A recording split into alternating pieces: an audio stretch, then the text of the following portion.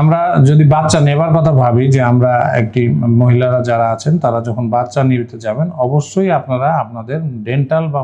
মুখের health check up করাবেন। কারণ দেখা যায় যে যখন আপনারা প্রেগনেন্সি বা আদার্স